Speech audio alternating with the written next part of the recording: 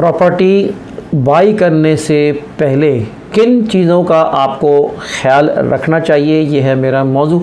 और मैं हूं इंतखाब सूरी और आप देख रहे हैं हमारा चैनल प्रॉपर्टी अपडेट्स। दोस्तों, किसी ज़माने में प्रॉपर्टी की कीमत 2, 4, 6, 8 लाख, 10 लाख, 20 लाख हुआ करती थी। आज वही प्रॉपर्टी देखते देखते करोड़ों में पहुंच गई हैं। कई जगहों पे आज यही झगड़े मौजूद हैं। आप स्कीम 33 में चले जाएं और वहाँ पे जब लोग सोसाइटियों को पूछा नहीं क्या करते थे, वहाँ पे उस वक्त कीमत 2, 4, 5 लाख की होती थी, लेकिन लेने वाला नहीं होता था। आज वो करोड़ों में चली गई है और उसी पे जैसे जैसे प्रॉपर्टी वक्त के साथ बढ़ी है तो उस पर झगड़े भी बढ़े हैं।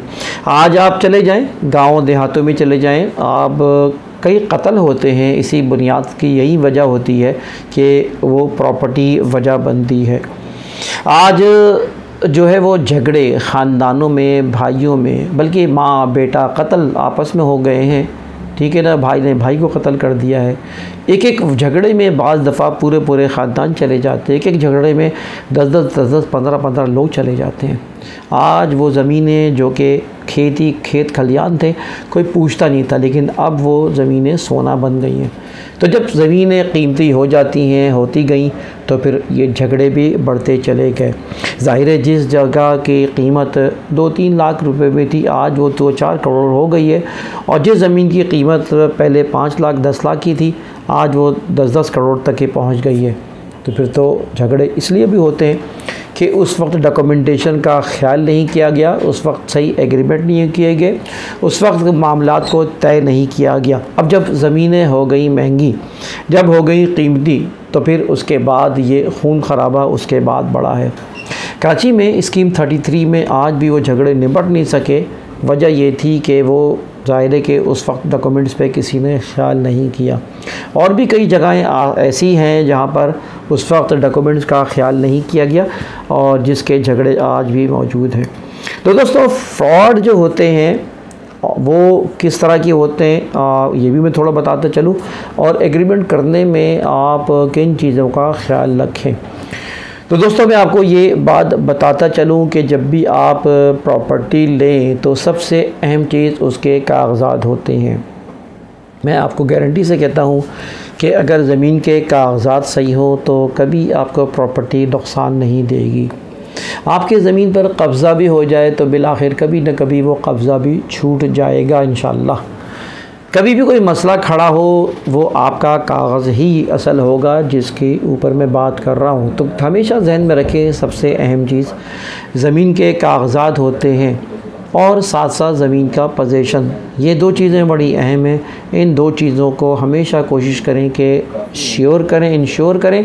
और साथ साथ अगर कब्ज़ा ना भी हो, ज़रूरी नहीं है कि कब्ज़ा हो, मगर आपको जगह रियल हो और इसके इम्कानात ना हो कि वहाँ पे आपके साथ कोई फ्रॉड हो जाएगा। तो हमेशा याद रखें कि प्रॉपर्टी आपको नुकसान नहीं देगी। तो दोस्तों, जब भी आप कोई भी प्रॉपर्टी लें तो कोशिश करें कि एकदम उसकी पेमेंट ना करें, पहले कंडीशनल टोकन दें, ताकि आप उस कंडीशनल टोकन के बाद आप अपने कागज़ात को चेक करा सकें। कागज़ात को चेक कराने के साथ साथ आप 10% का जो एग्रीमेंट होता है या जो भी शुरू में अमाउंट होता है, उसको देने से पहले मामलात को अच्छी तरह देख लें, मामलात को अच्छी तरह तय कर लें। चाहे किराए पे ले रहे हो तब भी, और जब ख़रीद रहे हैं तो बहुत ज़रूरी है कि फिर 10% का एग्रीमेंट करके आप लें। कभी भी आप एग्रीमेंट किसी मालिक के अलावा किसी से ना करें। मिसाल के तौर पे बाज़ दफ़ा ऐसा होता है कि लोगों ने किसी के बच्चे के साथ, यानी औलाद के साथ या किसी के भाई के साथ कर लिया, मालिक कोई और था। तो एग्रीमेंट हमेशा जो है मालिक से करें। मालिक से मिले या ना मिले ये अलग बात है। अच्छा है कि मालिक से मिल ले, लेकिन हर जगह ये फ़ीज़िबल बाज़ दफ़ा नहीं होता और हर जगह ज़रूरत भी नहीं होती। लेकिन आपको उस बात की तमीज़ और समझ होनी चाहिए। इसी तरह आपको एग्रीमेंट जब भी करना है तो हमेशा जो है वो उस जो असल जो मालिक है, जिसके नाम प्रॉपर्टी है, उसके नाम करें। बाज़ दफ़ा ऐसा भी हुआ है कि 1 करोड़, 4 करोड़, 6 करोड़ की प्रॉपर्टी थी और उसके ऊपर जो है ना एग्रीमेंट मालिक से किया, लेकिन मालिक अकेला नहीं था बल्कि उसका कोई और 2 भाई भी थे। मामला ये हुआ कि 2 भाई में से एक भाई राज़ी हो गया, एक भाई राज़ी नहीं हुआ। और आज वो प्रॉपर्टी जो है वो रपड़े में पड़ी हुई है और वो उस पर केस चल रहा है, इसलिए कि तीनों भाइयों की आमादगी नहीं थी। तो ये बात हमेशा जहन में रखें, जब भी आप एग्रीमेंट करें तो अगर किसी प्रॉपर्टी के 4 भाई हैं, मालकान हैं या ख़ानदान के लोग हैं, तो सबको आप उस एग्रीमेंट पर लेकर आएँ और उन सब का साइन होना, एग्रीमेंट करना बहुत ज़रूरी है। इसके बग़ैर आप वो एग्रीमेंट ना करें। अच्छा, आपको बहुत से लोग कहेंगे कि प्रॉपर्टी बेचने वाले एजेंट्स हैं, बहुत से डीलर हैं, वो ये कहेंगे यार ये उड़ जाएगी, निकल जाएगी प्रॉपर्टी, जल्दी ले लें, आप सौदा कर लें, बस कर लें जल्दी जल्दी। नहीं, ये काम नहीं करिएगा। प्रॉपर्टी बाई करना, मैंने बताया अब ये चीज़ करोड़ों में चली गई है, लिहाजा प्रॉपर्टी की जब भी आप डील करें तो उसमें जल्दबाजी ना करें, किसी एजेंट वेजेंट के चक्कर में ना पड़ें कि वो तो अपने यार रोटी दाल रोटी के चक्कर में होता है, जाहिर है कि आपको फंसा देगा और मालूम चला वो ज़मीन आपने देखी नहीं, पहले सही से मालूमात नहीं की। तो लिहाजा किसी के कहने पर और किसी के उकसाने पर काम ना करें, अपनी अक़ल और समझ और किसी वकील से और एक्सपर्ट से मशवरा करने के बाद उस प्रॉपर्टी पर आप फ़ैसला करें। ख़ुद चेक करवाएं, ख़ुद चीज़ें देखें। और साथ साथ जब भी आप प्रॉपर्टी लें तो उसमें आपने 2-3 काम और करने हैं।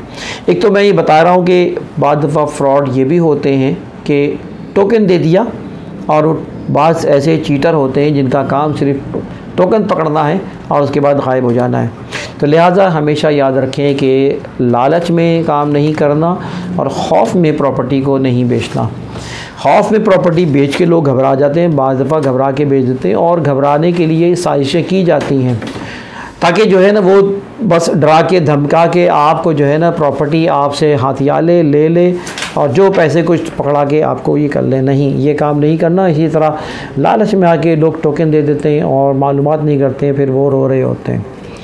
इसी तरह लालच में आकर किसी भी प्रॉपर्टी की आप जल्दबाजी में कोई एग्रीमेंट कर लेंगे, मालूम चला आपने उसके तकाज़ों को पूरा ना किया और आप जो है ना वो बाद में उसके लिए फंस गए। तो दोस्तों, ये थी आज की मालूमात। मैं समझता हूँ कि आप जब भी प्रॉपर्टी का बिज़नेस करें, प्रॉपर्टी का काम करें, प्रॉपर्टी बाई करें, हमारे वीडियो ज़रूर देखें, वीडियोस देखते रहा करें। मुझे ये बात को एतमाद है इंशाल्लाह कि प्रॉपर्टी अपडेट्स के जो लोग मुसलसल वीडियो देखते हैं वो उनको प्रॉपर्टी के ऊपर इंशाल्लाह कभी फ्रॉड नहीं होगा इंशाल्लाह, क्योंकि वो एक ऐसी मालूमात है जो कि आपको किसी और चैनल पे नहीं होगी। और हम खुद कोशिश करते हैं कि आपको हर एंगल से, हर तरफ से, मुख्तलिफ़ जगहों से हम आपको एंगल से, मुख्तलिफ एंगल से पेश करें ताकि आप कभी किसी के मामले में आपको फ्रॉड ना हो सके। तो साथ रहिए। इंतखाब सूरी को इजाज़त दीजिए। वीडियो को लाइक करें, कमेंट करें, शेयर करें, इन मालूमात को आगे बढ़ाएं। इजाज़त दीजिए। अल्लाह हाफ़िज़।